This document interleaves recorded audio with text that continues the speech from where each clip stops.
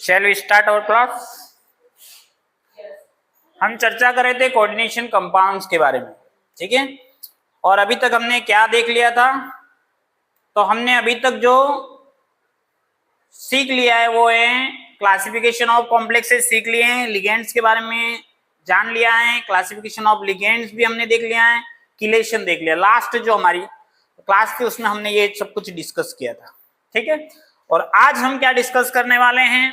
आज हम डिस्कस करने वाले हैं stability due to chelation. Chelation के कारण से किस प्रकार से स्टेबिलिटी मिलती है, किलेशन की कंडीशन क्या है, classification of ligand based upon bonding. इसके अलावा हम बात करेंगे interaction between the ligand and the central atom. Central atom और लिगेंड के बीच के इंटरेक्शन को जानेंगे।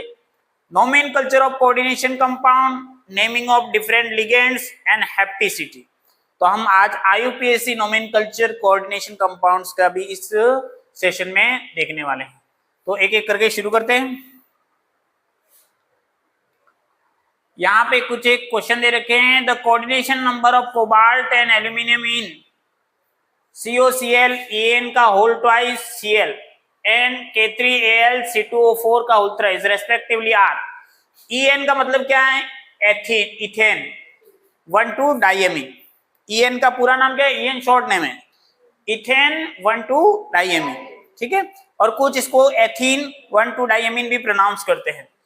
En एंड C2O4-2 ये ऑक्जेलेट आयन है, ठीक है।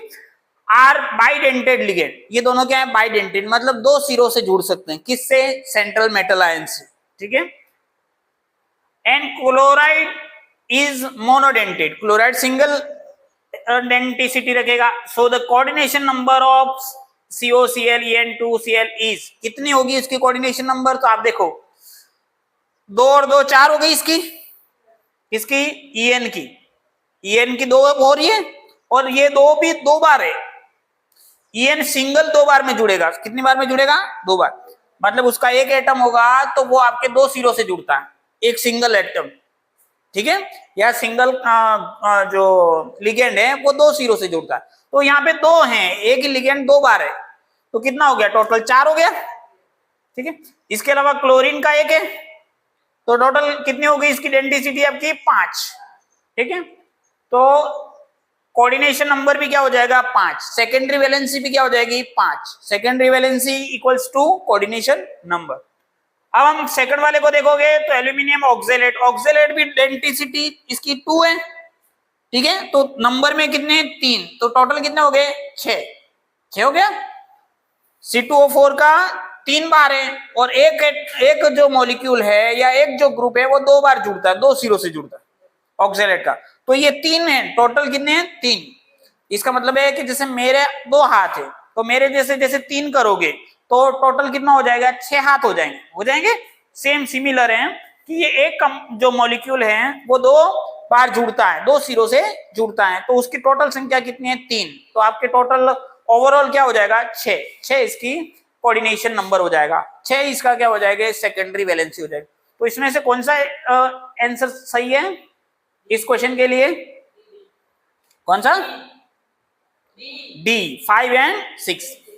फर्स्ट वाले कंपाउंड का तो 5 है और सेकंड वाले का क्या है? 6। Hence option D is the correct answer.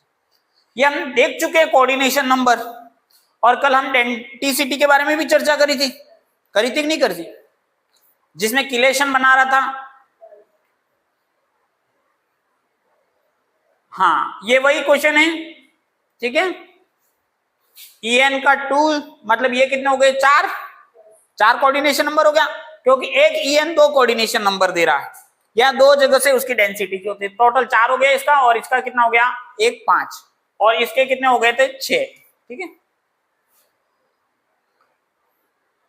अगर आपको इसका स्ट्रक्चर देखना है कि ये कैसा स्ट्रक्चर है, तो यहाँ पर आपको स्ट्रक्चर भी थोड़ा सा दिखाई दे रहा होगा, ठीक है। चलो, इसको स्ट्रक्चर आपको बाद में देखने को मिल जाएगा। The coordination number of thorium in K4, यहाँ पर थोरियम का कोऑर्डिनेशन नंबर आपको निकालना है। तो coordination number of thorium in K4, यहाँ पर देखो। अब ऑक्जेलेट कितने बनाता है? एक सिंगल 2 बनाता है, टोटल कितने हो गए? 4। तो इस ऑक्जेलेट के कितने हो गए? 8 हो गए। अब OH2 जो है वो कितने बनाएगा?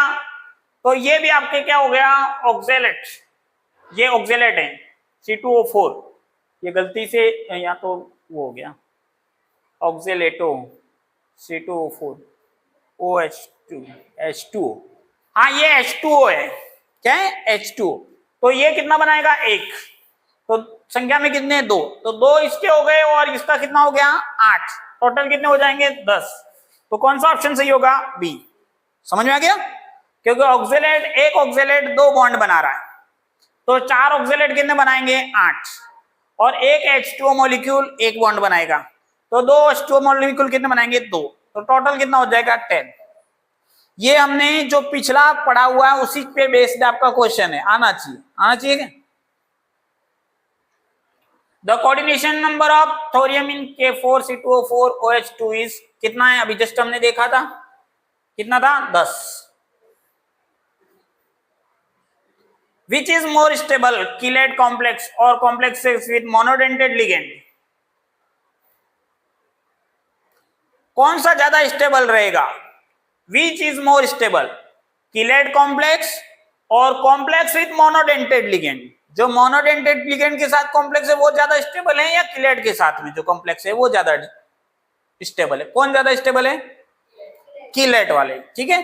तो हमारे पास में दो टाइप के लिगेंड थे, एक तो सिंगल डेंटेड और दूसरे क्या है, रिंग वाले, जिसको हमने कीलेट लिगेंड कहा था, ठीक है। तो chelate ligand comparatively more stable होते हैं, generally chelate complex are more stable than similar complex with monodentate ligand, same के सेम मोनोडेंटेड होंगे, तो हम बात कर रहे हैं कि जो कीलेट हैं वो ज्यादा स्टेबल रहेंगे, ठीक है।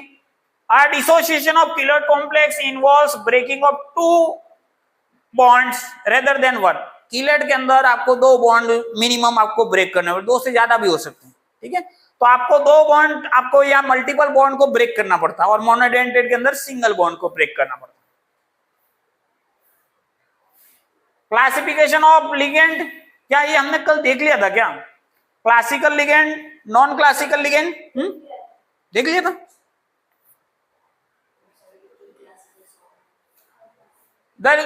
Those ligands that only donate the lone pair of electrons to the central, ये केवल lone pair देते हैं, वो आपके क्या हो गए, क्लासिकल।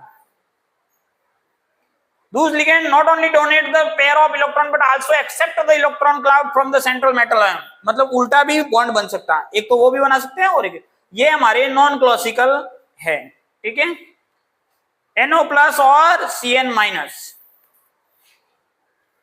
नॉन क्लासिकल का मतलब क्या हुआ, पहले तो इन्होंने बॉन्ड बनाया और फिर वापस उल्टा बॉन्ड भी बन गया, वाइस वर्सा बॉन्ड बन जाए, मतलब सेंट्रल मेटल भी इसके साथ में बॉन्डिंग बनाएगा, पहले तो लिगेंड बनाएगा मेटल के साथ में, जिसको बोलते हैं कोऑर्डिनेशन बॉन्ड, ठीक है। ये बनने के बाद में ये वाले भाई साहब इसके खाली जो ऑर्बिटल है उसके अंदर दोनों वाइस वर्सा बॉन्ड बनेगा और कंपैरेटिवली ज्यादा स्ट्रॉन्ग रहेगा। कोऑर्डिनेशन कंपाउंड के अंदर हम क्या क्या डिस्कस कर रहे हैं, क्लासिफिकेशन डिस्कस कर रहे हैं, नोमेनकल्चर डिस्कस कर रहे हैं, आइसोमेरिज्म, उसकी थ्योरी, ऑर्गेनेट मेटेलिक कंपाउंड और इंपॉर्टेंस एंड एप्लीकेशन, नोमेनकल्चर। तो ये तो जो अभी तक बात हुई वो सब पढ़ा हुआ था, ठीक है। आज का जो पोर्शन है वो यहां से शुरू होता है, nomenclature. Let's see the nomenclature of coordination compound. Naming of mononuclear coordination compound given by IUPAC। The names of coordination compounds are derived by the following principle of nomenclature, ठीक है। ये जो nomenclature है वो IUPAC जो एक संस्था है उसके द्वारा तय किए जाते हैं, ठीक है। The cation is named first in both positively and negatively charged coordination entity।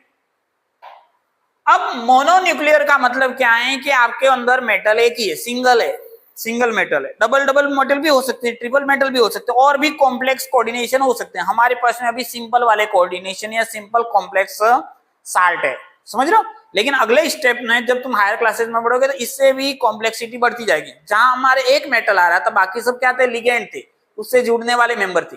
लेकिन आगे समय में तुमको एक मेटल की जगह 4 मेटल 5 मेटल भी आ सकते। इसलिए हमारे यहाँ पे जो IUPAC का नेमिंग हो रहा है वो किसके लिए हो रहा है, मोनोन्यूक्लियर कोऑर्डिनेशन कंपाउंड। मतलब क्या आपके अंदर क्या रहेगा, मोनोन्यूक्लियर रहेगा, मतलब एक ही मेटल रहेगा, ठीक है। अब इसमें भी जब कोऑर्डिनेशन साल्ट बनता है दो पार्ट होते हैं, मैंने बताया था, एक कॉम्प्लेक्स आयन होता है और एक क्या होता है, काउंटर आयन होता है, ठीक है। कॉम्प्लेक्स आयन और काउंटर आयन दोनों को मिला दोगे तो क्या बन जाएगा, कॉम्प्लेक्स साल्ट बन जाएगा, ठीक है। एक पार्ट जो रहेगा वो पॉजिटिव पार्ट रहेगा, एक पार्ट जो रहेगा वो नेगेटिव पार्ट। तो पॉजिटिव पार्ट है, the cation is name first, जो पॉजिटिव पार्ट होगा उसका नाम पहले लिखा जाएगा। In both positively and negatively charge coordination entity, positively entity है और नेगेटिव एंटाइटी है, तो सबसे पहले नाम किसका लिखा जाएगा, पॉजिटिव। भले ही पॉजिटिव काउंटर आयन भी हो सकता है और पॉजिटिव आपका कॉम्प्लेक्स आयन भी हो सकता है, दोनों हो सकते हैं, ठीक है ना।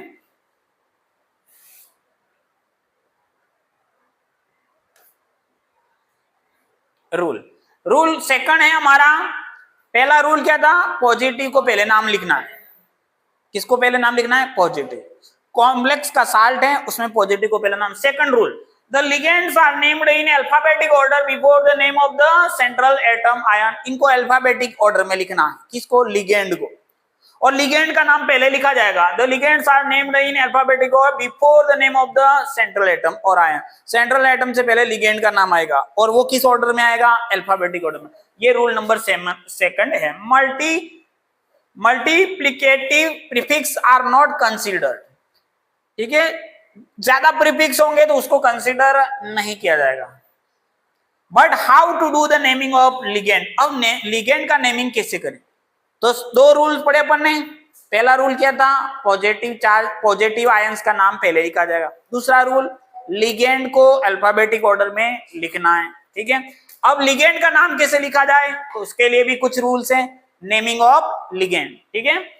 Naming of ligand, anionic ligand होते हैं, न्यूट्रल लिगेंड होते हैं और कैटायनिक लिगेंड होते हैं। हम तीनों टाइप के लिगेंड्स को जानते हैं, जिसको कैटायनिक मतलब पॉजिटिव चार्ज वाले, न्यूट्रल मतलब जीरो वाले और एनायनिक मतलब माइनस। अब ligand, the names of anionic ligands are ended with O. जो एनायनिक लिगेंड है उसके नाम के लास्ट में वर्ड जुड़ेगा ओ और आपका इसका नाम नोमेनकल्चर हो जाएगा, किसका, लिगेंड का। बहुत ही सिंपल है। शुरुआत हम तीनों लिगेंड का नोमेनकल्चर कर रहे हैं। पहले हमने एनायनिक लिगेंड के नोमेनकल्चर की डिस्कस कर रहे हैं।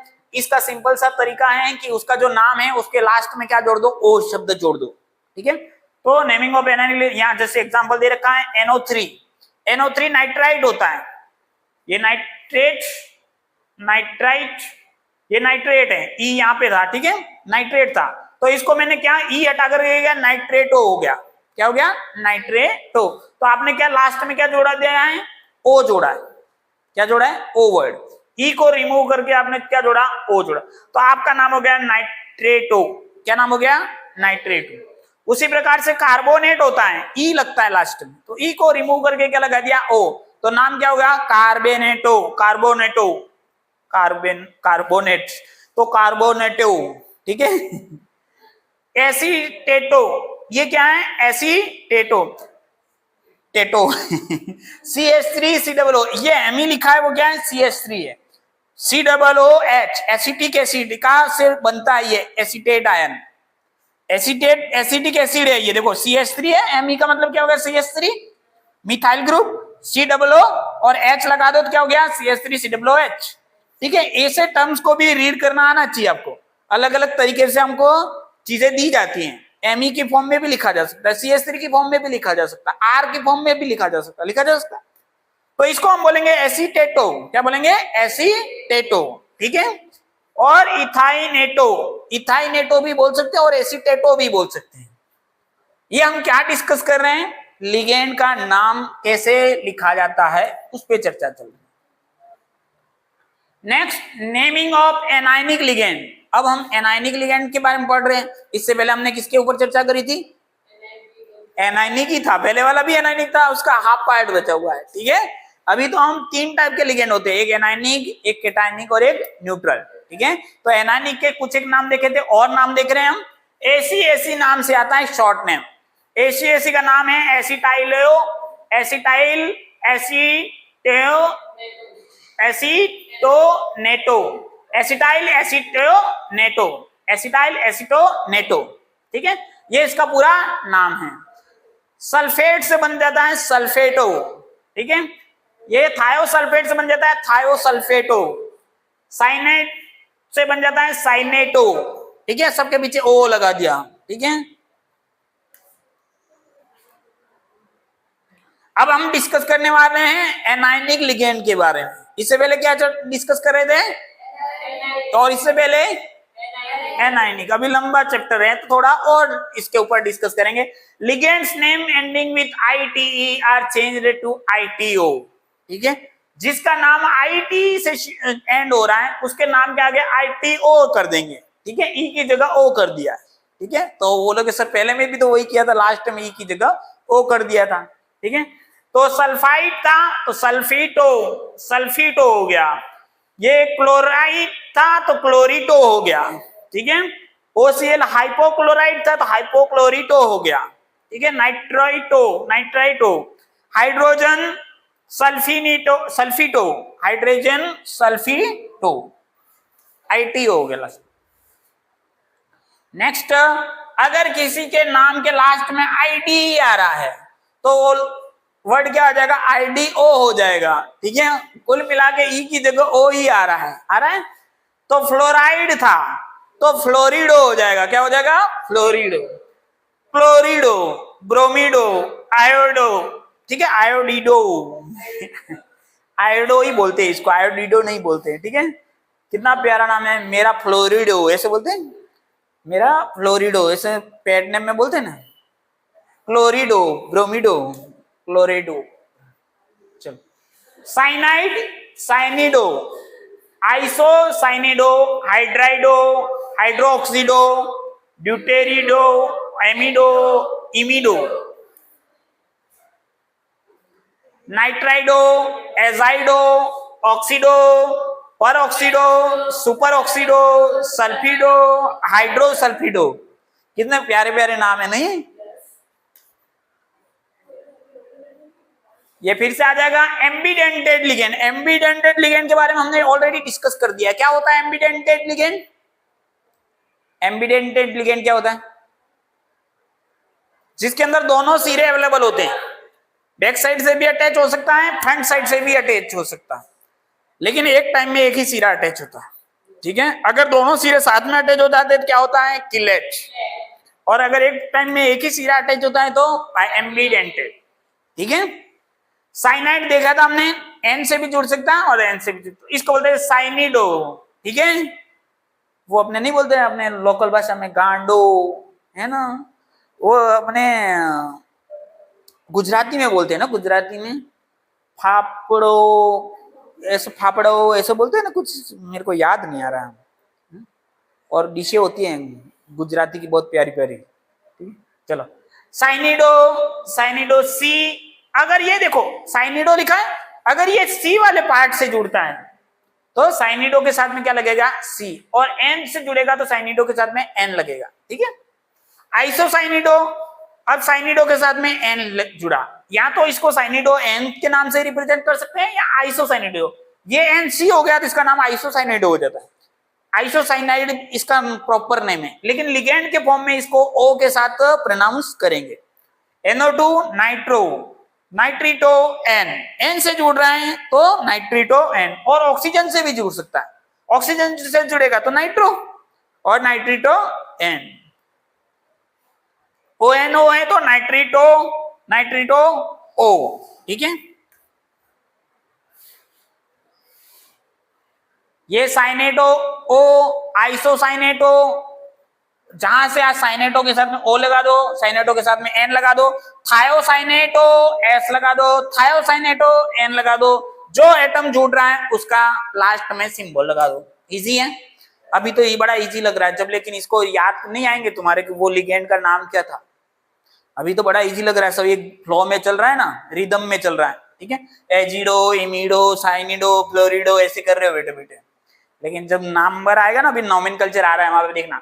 How are anionic pi donor ligands named. अब हम बात करने वाले हैं anionic pi donor ligand. Pi donor ligand का मतलब वाइस वर्सा बॉन्ड बनाने वाले, इधर भी बॉन्ड बना रहे हैं और इधर से भी बॉन्ड बना रहे हैं। जिसे हमने किसको देखा था, कार्बोनिल वाले को देखा था, तो दोनों साइडों से बनाते हैं तो उसको पाई डोनर लिगेंड कहते हैं। The pi donor ligands are the unsaturated organic compounds that can donate the electron pair to the metal atoms or ion. Organic compounds है, alkenes, alkynes and benzene. Unsaturated है, इनके पास में pi bond होगा. pi electron cloud already उनके ऊपर रहता है, क्योंकि ऊपर वाला जो पाई बॉन्ड का जो क्लाउड है वो रोटेट होता रहता है, ठीक है, डीलोकलाइजेशन होता रहता है.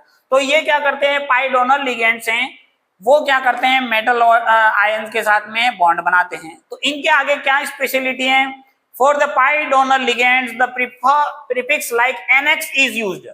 N के पावर में X लगा देंगे कि नंबर ऑफ कार्बन्स कितने हैं. N मतलब हेप्टिसिटी, हेप्टिसिटी मतलब कितनी जगह से जुड़ेगा, ठीक है. Of the ligand X number of atoms attached to the metal atoms, कितने नंबर्स, कितने एटम जुड़ रहे हैं उसमें से, ठीक है. और N क्या है, हेप्टिसिटी, क्या है, हेप्टिसिटी. और X क्या है, नंबर ऑफ एटम्स, ठीक है. हेप्टिसिटी, कौन सी सिटी, हेप्टिसिटी.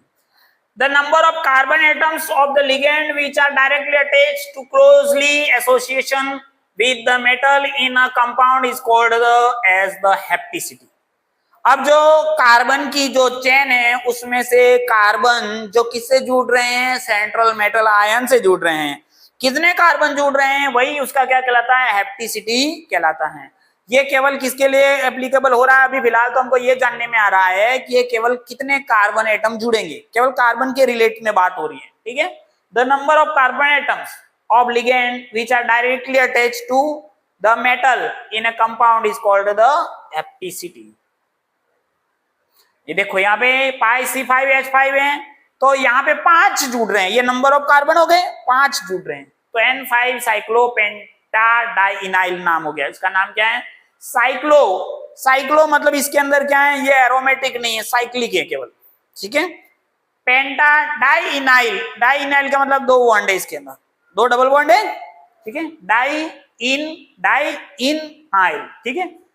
ये 6 से जुड़ा है, तो इसकी हेप्टिसिटी कितनी है, 6. N6 बेंजीन, इसके अंदर 3 है तो N की पावर 3, ठीक है. एलाइल ग्रुप से नाम से जाना जाता है, ठीक है. अब ऐसा नहीं है कि ये 5 जुड़े इसे, यानी मैंडेटरी ऐसा नहीं है, ठीक है. इसमें से 3 भी जुड़ सकते हैं. जब अगर 3 जुड़ते हैं किसी के दौरान, किसी कॉम्प्लेक्स में अगर 3 जुड़ते हैं तो यहाँ पे N=3 साइक्लोपेंटाडाइइनाइल लिखा जाएगा, अगर तीनों ने हिस्सा लिया. अगर एक ने हिस्सा लिया तो N की पावर 1, अगर 5 ने हिस्सा लिया तो N की पावर 5, मतलब 5 इसकी मैक्सिमम लिमिट है. 6 तो इसके अंदर कार्बन ही नहीं है, तो 6 आएगा ही नहीं. तो 5 मैक्सिमम लिमिट है, लेकिन वो अप टू 5 कितना को भी शामिल कर सकता है. अप टू 5 का मतलब 4 भी आ सकते हैं, 3 भी आ सकते हैं, 2 भी आ सकते हैं. क्लियर बात. ये देखो स्ट्रक्चर ऑफ N5 साइक्लोपेंटाडाइइनाइल, आपको बताया था ये 2 डबल बॉन्ड आ रहे हैं, लेकिन ये क्या है, एरोमेटिक नहीं है. क्यों नहीं है, क्योंकि इसके अंदर जो हक्कल रूल और एरोमेटिसिटी के जो रूल है वो लागू नहीं होंगे, तो वो नहीं होगा, ठीक है. C5H5-, ठीक है.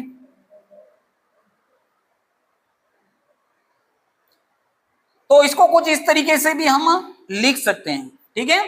देखो ये साइक्लिक क्या है, ये रोटेशन को बताता है, रेजोनेंस को, ये रेजोनेंस हो रहा है, ठीक है.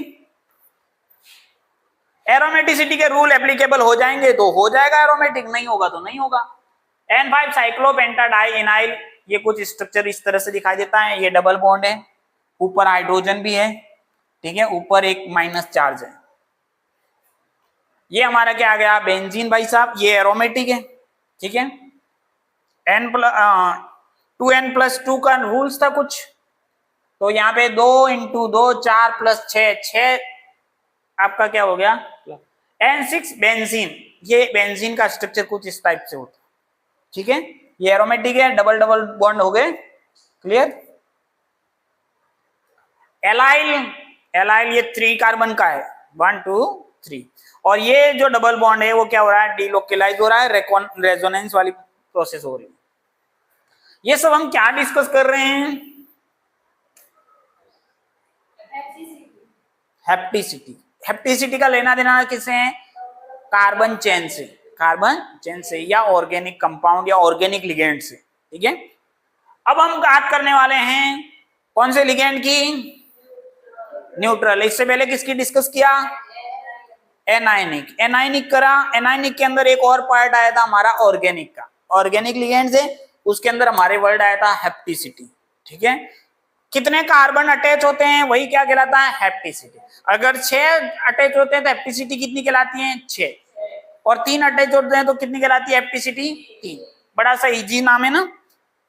अब देखो एनायनिक में लास्ट में क्या वर्ड ऐड हो रहा था, ओ, सुनो, ओ, ऐसा था ना, ओ वाला। ठीक है, अब हम बात करेंगे न्यूट्रल। न्यूट्रल में सबसे पहले बात कर लेते हैं पानी। ठीक है, वाटर, वाटर के लिए वर्ड यूज किया जाता है एक्वा। ठीक है, एक्वा अपन जानते हैं, aqua Bisleri, Bisleri aqua fine. हाँ एक्वा वाटर पार्ट में क्या लिखा जाता है, हाँ, तो ऐसे एक्वा का मतलब क्या हो गया आपका, वाटर से लेना। ये न्यूट्रल के तौर पे इसको इस नाम से जाना जाएगा।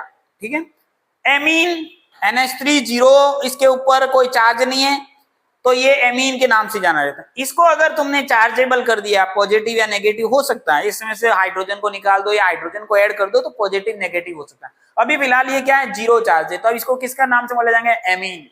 ठीक है, CO कार्बोनाइल क्या नाम से जाना जाएगा, कार्बन। NO को नाइट्रोसाइल, नाइट्रोसाइल के नाम से जाना जाएगा। MECONH2 को एसिटामाइड, एसिटामाइड है, देखो ये CH3CONH2 है। ठीक है, माइड। The neutral ligand names have no special ending, इनके पीछे कोई स्पेशल एंडिंग नहीं है। ठीक है, जो सिंपल तरीके से रहते हैं, ये ना तो किसी तरह से गड़बड़ करते हैं ना कुछ नहीं, तटस्थ बैठे रहते हैं, सिंपल, ना हाँ में ना में, आराम से इनके शांति और सुकून में बैठे रहते हैं, नहीं रहते। चलो नेमिंग ऑफ न्यूट्रल लिगेंड्स और भी कुछ है न्यूट्रल। ठीक है, जैसे C6H6 बेंजीन, बिल्कुल बेंजीन का बेंजीन ही लिखा जाएगा। मिथाइल एमीन, मिथाइल ग्रुप जुड़ गया एमीन के आगे। Methyl phosphine, methyl phosphine, methyl isocyanide. ठीक है, ट्राइफिनाइल फॉस्फीन, और ये हो गया हमारा पिरिडीन। ठीक है, अब हम डिस्कस करने वाले किसका, कैटायनिक लिगेंड के ऊपर। कैटायनिक के लास्ट में एंड वर्ड लिखा जाएगा IUM। ठीक है, IM नहीं, IUM, I और U और M। ठीक है, IUM। तो NO नाइट्रो था तो नाइट्रोसिलियम, IUM आया। नाइट्रोसाइल था, नाइट्रोसाइल के साथ में क्या आ गया, नाइट्रोसिलियम। हाइड्रेजिनियम, हाइड्रेजिनियम नाम से जाना जाएगा। इसको नाइट्रोनियम, इनके ऊपर देखो प्लस चार्ज है, प्लस चार्ज है, जब प्लस चार्ज कैरी करेगा तो IUM लिखा जाएगा। नाइट्रोसिलियम, हाइड्रोजेनियम, नाइट्रोनियम। ठीक है, ओके, आगे बढ़े। If more number of same ligand are present then prefix is used। अगर एक ही लिगेंड मल्टीपल टाइम्स यूज हो रहा है, एक ही लिगेंड क्या हो रहा है, मल्टीपल टाइम यूज हो रहा है, तो आपको क्या करना पड़ेगा, उसके लिए प्रीफिक्स यूज करना पड़ेगा। कैसे प्रीफिक्स यूज करेंगे बेटे, तो 2 नंबर 2 बार आ रहा है तो उसके आगे क्या लगेंगे, डाई। 3 बार आ रहा है ट्राई, 4 बार आ रहा है टेट्रा, 5 बार आ रहा है पेंटा, 6 बार आ रहा है हेक्सा, 7 बार आ रहा है तो हेप्टा। ठीक है, तो डाईएमीन, डाई एक्वा, ठीक है, डाईसाइनो, डाईक्लोरो, ट्राईक्लोरो, टेट्राक्लोरो, पेंटाक्लोरो, हेक्साक्लोरो, ऐसे 6 बार आएंगे तो इस तरह से प्रीफिक्स लिखा जाए। NH3 का होल ट्वाइस, तो इसको क्या बोला, डाईएमीन। क्या बोला, डाईएमीन। नेक्स्ट रूल नंबर 5, किसका रूल चल रही है, हेप्टिसिटी के। कॉन्फिडेंस से बोलो, बेसिक का, कॉन्फिडेंस से बोलो, कैटायनिक लिगेंड। कैटायनिक लिगेंड के बारे में बात कर रहे थे। कैटायनिक लिगेंड के बाद में हम बात कर रहे थे इसके प्रीफिक्स के बारे में। ठीक है, when the name of a ligand already includes terms like di, tri, tetra और complicated, then a second set of prefix is used. The ligend's name is kept within brackets to avoid ambiguity। अब ये मतलब एक और नया challenge सामने आ रहा है कि जब ऑलरेडी डाई टेट्रा यूज हो गया और उसके ऊपर फिर से कोष्टक लगा के डाई टेट्रा हो गया, अब उसका नाम क्या लिखे। ठीक है, जैसे Cl के कोष्टक में लिख दिया हमारा 2। ठीक है, जैसे मैंने यहां लिखा Cl का नीचे 2 लिख दिया, अब इसको कोष्टक में लगा करके फिर से 2 लिख दिया नीचे। अब इसको क्या लिखे, डबल बार, 2 2 बार हो गया। तो अंदर वाले को तो डाइक्लोरो बोल दिया, लेकिन बाहर वाला जो 2 है उसके लिए क्या यूज करें। तो इस टाइप का जो सिचुएशन आएगी तो आपको क्या करना है, when the name of a ligand already includes term like di-tri-tetra, already di-tri-tetra use हो चुके हैं, it is complicated, then a second set of prefix use किया जाएगा, दूसरे टाइप का प्रीफिक्स यूज करें। कौन सा, the ligand's name is kept within the brackets, उसको ब्रैकेट के अंदर रखेंगे। अवॉइड एम्बिग्यूटी, मतलब उसमें किसी प्रकार की उलझन नहीं हो, ठीक है, पसोपेश नहीं हो, इसलिए उनको सेपरेट करेंगे, ठीक है, जैसे आगे देखते हैं। तो अगर वो 2 बार आ रहा है तो उसके लिए 20 वर्ड यूज करेंगे, 3 बार ट्रीस, 4 बार टेट्राकिस, 5 बार पेंटाकिस, 6 बार हेक्साकिस और 7 बार हेप्टाकिस। अब इसको कैसे यूज किया जाता है, देखो, en का होल ट्वाइस। तो इस वर्ड के अंदर देखो डाई वर्ड ऑलरेडी आ गया, इथाइल डाइएमीन आ गया, तो डाई ऑलरेडी आ चुका है और इसके नीचे 2 और लिखा हुआ, समझ रहे हो बात को। तो 2 बार डाई डाई थोड़ी लिखोगे, डाई इथाइल डाइएमीन ऐसे नहीं लिखा जाएगा, 2 बार डाई डाई नहीं लिखा। तो इस बाहर वाले के लिए नया प्रीफिक्स यूज करेंगे, कौन सा, 20, कौन सा भी यूज करेंगे 20। अब यहाँ पे देखो Me2NH, तो ये भी डाई मिथाइल एमीन है, ठीक है, तो इसको हमने क्या बोला, अब जब ये एक सिंगल है तो इसको इसका बोला जाता है डाई मिथाइल एमीन, लेकिन ये 2 बार आ गया तो फिर से डाई बाहर नहीं लिखा जाएगा, 2 बार डाई डाई नहीं, तो अब 20 लिखेंगे, 20 अंदर लिखेंगे और मिथाइल एमीन अंदर हो जाएगा, ठीक है। To make it distinct from dimethyl amine, इसको अलग करने के लिए हम इस तरीके का यूज करेंगे। अब इसका नाम आप बताओगे,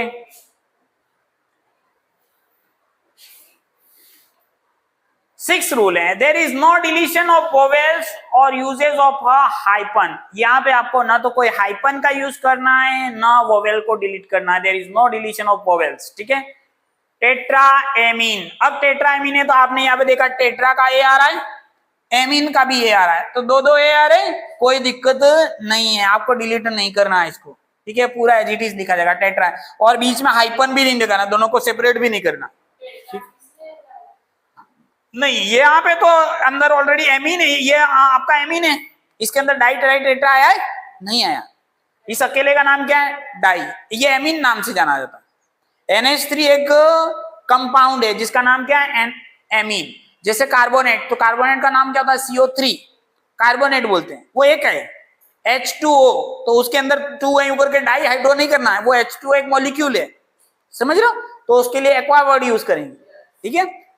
लेकिन क्लोरीन लिखा तो क्लोरीन अकेला उसका नाम होता है, नीचे 2 लिखा तो फिर डाई क्लोरो हो जाता है, ठीक है, क्योंकि क्लोरीन सिंगल में एग्जिस्ट करता है, ये पूरे मॉलिक्यूल में एग्जिस्ट करता है, ठीक है, इस पूरे मॉलिक्यूल का नाम ही एमीन है, ठीक है। अब इसके बाहर 4 है तो इसीलिए टेट्रा वर्ड बाहर आया, लेकिन अगर ये अंदर की तरफ होता 4 और फिर बाहर की तरफ 2 और होता तब अलग वर्ड लिखा जाता, फिर आगे आपके 2 आता 20, टेट्राएमीन, ठीक है। चलो, और अच्छी आपको एक्यूरेसी चाहिए तो प्रैक्टिस करनी पड़ेगी, ठीक है। Next 7 rule, for anionic complexes metal named and with H। अगर कॉम्प्लेक्स जो है हमारे कॉम्प्लेक्स साल्ट के अंदर 2 हिस्से होते हैं, एक एनायन वाला पार्ट होता है और एक क्या होता है, कैटायन वाला, ठीक है। तो अगर फॉर एनायनिक कॉम्प्लेक्सेस, कॉम्प्लेक्स जो पार्ट है अगर वो उसके ऊपर क्या नेगेटिव साइन है तो उसको हम एट से लास्ट में एट लगाएंगे, उसके बाद उस मेटल आयन के पीछे क्या लगेगा, metal names end with ate, समझ रहे बात को। अगर कॉम्प्लेक्स वाला पार्ट क्या बन गया आपका, वो बन गया, तो उसके लिए हम मेटल वर्ड का यूज करेंगे। मेरे कहने का मतलब क्या है वो देखो, मैं ये कहना चाहता हूं कि हमारे पास में 2 चीजें होती हैं, एक ये प्लस और यहां पर हमारा कोई ले लिया माइनस, ये क्या है, काउंटर आयन, और ये क्या है, कॉम्प्लेक्स है, और ये दोनों मिल करके क्या बना रहे हैं आपके, कोऑर्डिनेशन कंपाउंड या कोऑर्डिनेशन साल्ट बोल या कॉम्प्लेक्स साल्ट बना, एक पॉजिटिव आयन है एक नेगेटिव। ये जो पॉजिटिव ब्रैकेट के अंदर है वो हमारा कौन सा होता है, कॉम्प्लेक्स आयन, ठीक है। कॉम्प्लेक्स में 2 चीजें होती है, एक मेटल होता है और एक क्या रहता है, लिगेंड रहता है, इन दोनों का इंटरेक्शन होता है, ठीक है। ये जो सारे अंदर इस ब्रैकेट में आते हैं सारे यूनिटी में रहते हैं, वो बिखरते नहीं। अब ये जो कॉम्प्लेक्स है वो पॉजिटिव भी हो सकता है और कभी कभी जैसे यहाँ पे प्लस है तो ये नेगेटिव भी हो सकता है, कॉम्प्लेक्स नेगेटिव है, नहीं है देखो, कॉम्प्लेक्स के ऊपर नेगेटिव चार्ज भी आ सकता है और कॉम्प्लेक्स के ऊपर पॉजिटिव चार्ज भी आ सकता है, काउंटर आयन पॉजिटिव भी हो सकता है, काउंटर आयन नेगेटिव भी हो सकता है, दोनों ऑप्शन अवेलेबल है, समझ रहे हो। यहाँ पे किसकी बात हो रही है, अगर आपका कॉम्प्लेक्स एनायनिक है इस टाइप का, सेकंड सिचुएशन को फॉलो कर रहा है, तो हम इसके अंदर जो मेटल है उसके नाम के अंदर क्या डालेंगे, एटी, क्या डालेंगे, एटी। जैसे कोबाल्ट होगा तो कोबाल्टेट, ठीक है, समझ गए, निकल होगा तो निकलेट, ठीक है बाय रिप्लेसिंग आईयूएम, यूएम और एनियम, ठीक है। तो जो भी वर्ड है आईयूएम, जैसे प्लेटिनम है तो प्लेटिनम आईयूएम आ रहा है तो उसकी जगह क्या कर देंगे, प्लेटिनेट, क्या कर देंगे, प्लेटिनेट, ठीक है। तो आईयूएम वर्ड आए, यूएम वर्ड आए या ईएनयूएम वर्ड आए तो वहां पे हम क्या करेंगे, एटीई वर्ड यूज करेंगे। लेकिन पहले क्या देखेंगे कि कॉम्प्लेक्स एनायन है या नहीं है, अगर नहीं है तो नहीं करना है, प्लस है तो आपको कुछ करने की जरूरत नहीं, लेकिन माइनस है तो फिर ये छोटी सी बारीकी आपको ध्यान में रखनी पड़ेगी, किसके साथ में, लिगेंडो के नाम के साथ में, मेटल के नाम के साथ में, काउंटर आयन के नाम के साथ में, हाइपन को ध्यान में रखना है, सफिक्स को ध्यान में रखना है, प्रीफिक्स को ध्यान में रखना है, प्रीफिक्स के ऊपर फिर प्रीफिक्स है जिसको 20 टेट्राकीस पेंटाकीस कहते हैं, उसको भी ध्यान में रखना है, और ये छोटी सी बात भी ध्यान में रखनी है, ठीक है। तब जाके आपको क्या मिलेगी, एक्यूरेसी, तब जाके आपको सही तरीके से इसका नाम कर पाओगे।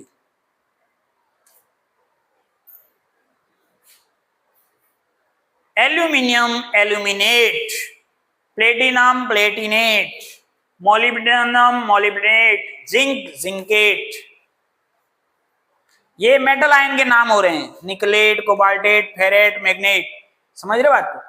How metal will be named in case of cation और न्यूट्रल कॉम्प्लेक्स, अगर एनायन नहीं है कौन, कॉम्प्लेक्स, तो दूसरी कंडीशन क्या है, या तो वो क्या होगा, कैटायन होगा, या फिर न्यूट्रल भी हो सकता है। तो दो कंडीशन अभी और बची रही हैं। अभी तो हमने किसकी चर्चा करी कि अगर एनायन है तो उसके पीछे एट लगाओ, उसके पीछे एट लगाओ। अब एनायन ही कैटायनिक है और न्यूट्रल है तो क्या करें, तो for cationic and neutral the metal named as the element, जैसे उसका एलिमेंट का नाम होता है वैसे ही करना, मतलब कुछ ही नहीं करना है, कैटायन और न्यूट्रल में कुछ नहीं करना है, चुपचाप जैसे बैठे हैं वैसे वैसे बैठे रहना है। और ये सबसे बढ़िया सिचुएशन है, जब कुछ नहीं करना रहे वो सबसे बड़ी अच्छी सिचुएशन मानी जाती है। कोबाल्ट के लिए कोबाल्ट और प्लेटिनम के लिए प्लेटिनम। नेक्स्ट 8 नंबर का रूल, the oxidation state of the metal ion anion और neutral coordination entity is indicated by Roman numeral in bracket. Oxidation state को किसमें रिप्रेजेंट कर रहे हैं, रोमन नंबर में। किसमें रिप्रेजेंट करना है, रोमन में, फर्स्ट सेकंड और फिफ्थ, ठीक है। मेटल का ऑक्सीडेशन स्टेट निकालना है। Rule number 9, if there is any water of crystalline it is to included in the name. If there is any water of crystallization it is to be included in the name. जैसे ये water है और ये भी crystalline water है तो उसको भी इंक्लूड किया जाएगा। Tetra aqua dichloro chromium third chloride dihydrate, ये देखो लास्ट में जो लिखा हुआ है वो क्रिस्टलाइन वाटर को लिखा हुआ है डाइहाइड्रेट, ये डाइहाइड्रेट है, ये तो पूरा अपना कोऑर्डिनेशन कंपाउंड हो गया, इसका नाम हो गया, ठीक है। लास्ट में क्रिस्टलाइन वाटर को भी मेंशन करना रहता है। No space is left between the names that refers to the same coordination entity. No space is left between the names, space के बीच में आपको नाम के बीच में क्या नहीं छोड़ना है, स्पेस नहीं छोड़ना है।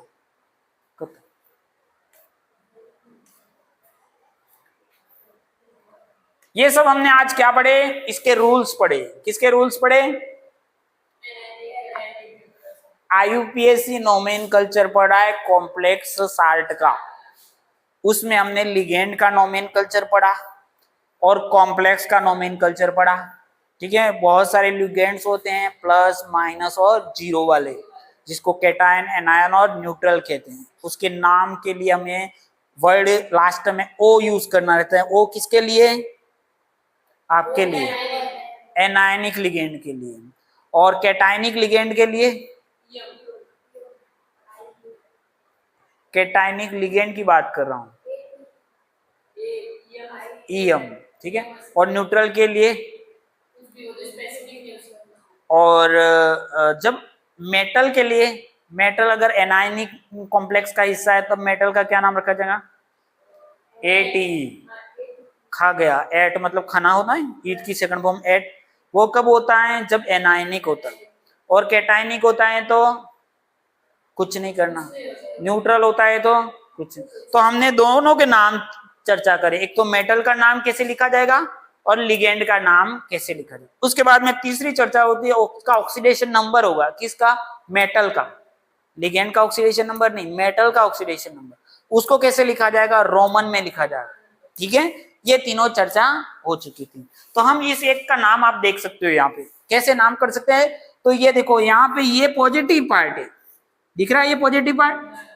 कैसे पता चला कि ये पॉजिटिव है? क्योंकि इसको बैलेंस कर रहा है जो भाई साहब काउंटर आयन, वो नेगेटिव है। कैसे पता? हमने इतने पढ़ा है तो हमको पता है कि क्लोरीन हमेशा नेगेटिव में ही रहता है। इतना पढ़ा तो है अपने को नहीं कि क्लोरीन माइनस में है, तो ये जो कॉम्प्लेक्स स्क्वायर ब्रैकेट के अंदर पूरा बस रहा है वो सब क्या है? पॉजिटिव।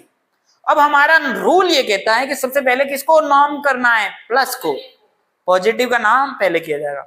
अब पॉजिटिव में भी हम जब बात करते हैं तो लिगेंड को पहले लिखा जाता है। किसको पहले लिखा जाता है? लिगेंड। और लिगेंड को भी लिखने के लिए उसके अंदर भी एक रूल है, क्या? अल्फाबेटिक ऑर्डर को फॉलो किया जाता है, बताया था मैंने। तो यहाँ पर ये दो लिगेंड हैं, एक है H2O और एक है क्लोरीन।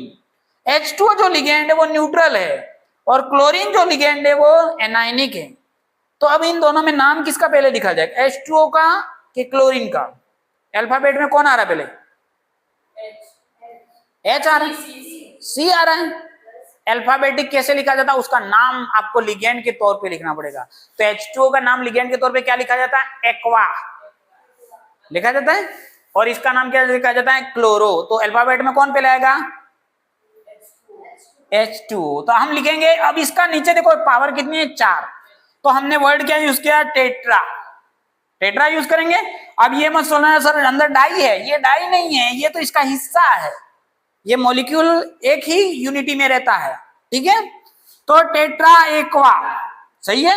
अब भाई साहब नेक्स्ट नंबर किसका आएगा? क्लोरीन का। तो 2 नंबर है तो डाइक्लोरो, लेकिन क्लोरो नहीं बोलेंगे, डाइक्लोरिडो। क्या बोलेंगे? डाइक्लोरिडो, ठीक है। कुछ कुछ बुकों में क्लोरो भी दे रखा है, ठीक है। लेकिन चलो डाइक्लोरिडो। उसके बाद में हम आ जाते हैं क्रोमियम की बात करते हैं। क्रोमियम, क्योंकि अब ये कौन सा है? पॉजिटिव का है, मतलब ये एनायनिक कॉम्प्लेक्स नहीं है। पॉजिटिव और न्यूट्रल में जैसा नाम है वैसा ही लिखा जाता है, किसका? मेटल का नाम। तो क्रोमियम है तो क्रोमियम लिख दिया, ठीक है। तो ये नाम पूरा हो गया आपका, यहां तक हो गया। अब बात करते हैं ऑक्सीडेशन स्टेट की। अब ऑक्सीडेशन स्टेट निकालने के लिए हमको करना क्या पड़ेगा? हमको ये पता है कि इस ओवरऑल कॉम्प्लेक्स के ऊपर कितना चार्ज, कितना चार्ज है, बता सकते हो? गैस कर सकते हो? देखो इसको न्यूट्रलाइज कितना कर रहा है? -1 कर रहा है। तो इसके ऊपर कितना होगा? इस स्क्वायर ब्रैकेट के ऊपर बराबर होगा, कितना होगा? -1 इधर है तो इसके ऊपर कितना होगा? इसके ऊपर ओवरऑल नेट कितना आ रहा होगा? +1, क्योंकि +1 ये होगा, ये पूरा एक आयन हो गया है, समझ रहे हो? ये पूरा एक यूनिटी में रहेगा और इसका पूरा चार्ज आ रहा है +1, उसको न्यूट्रलाइज कौन कर रहा है? -1। तो -1 पता है तो ये भाई साहब के इस पूरे इंटाइटी के ऊपर कितना है? +1। अब ये +1 जो निकल के आया है इसके ऊपर ओवरऑल नेट, वो इन सब के इंटरेक्शन के कारण से आया है। अंदर वालों ने सब किए, क्या रिजल्ट निकला है, कंक्लूजन क्या निकल रहा है, ठीक है। फैमिली में सब डिस्कशन हो रहा है, उसके बाद में ट्रिप पे जाना है कि नहीं जाना है, आपस में चर्चा हो गई और लास्ट में एक रिजल्ट दे देंगे, भाई हम आ रहे के नहीं आ रहे, गाड़ी तैयार है, हमारे नहीं आ रहे हैं, ठीक है, इस तरह से। तो ये अंदर वाला इंटरेक्शन होगा। अब अंदर वाले को इंटरेक्शन के लिए आपको अंदर वालों के सबकी प्रॉपर्टी पता होनी चाहिए। क्लोरीन माइनस होता है, H2O 0 होता है, ये भाई साहब के ऊपर क्या चार्ज है, ठीक है। तो हम देखेंगे क्लोरीन का 2 है, माइनस का 2 है, हमारे ऊपर ले जाना रिजल्ट कितना है? +1।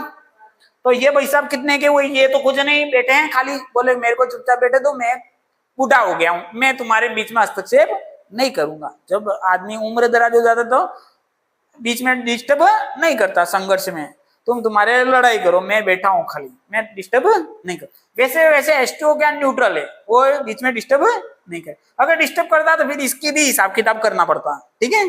तो माइनस का 2 और रिजल्ट आ रहा है +1, तो इस भाई साहब का कितना है, टोटल रिजल्ट कितना आया है। अब वोटिंग हो रही है घर के मेंबर्स की, और यहाँ पे लास्ट में रिजल्ट आ रहा है आपका +1। एक दो भाई साहब ने -2 है और नेट रिजल्ट आ रहा है +1, तो ये भाई साहब किस में होंगे, +3 में। +3 में से -2 गया तो +1 बच गया, ज्यादा कितना होगा, प्लस का ही होगा, तभी तो प्लस बचेगा। +3 में से -2 गया तो ओवरऑल कितना बचा, +1। नहीं समझ में आ रहा है तो मैं थोड़ा सा आपको इलेबोरेट कर देता हूं।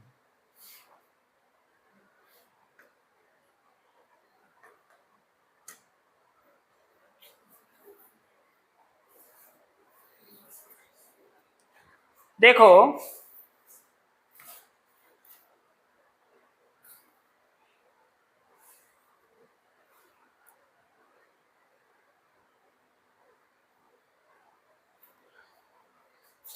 हमारे इस चार्ज के ऊपर कितना आ रहा है, +1 आ रहा है। हमको पता है ये क्लोरीन के कारण -2 है, इसका हमको पता नहीं x का, तो x हमको पता नहीं है, -2 हमको पता है, और ओवरऑल रिजल्ट कितना आ रहा है, +1।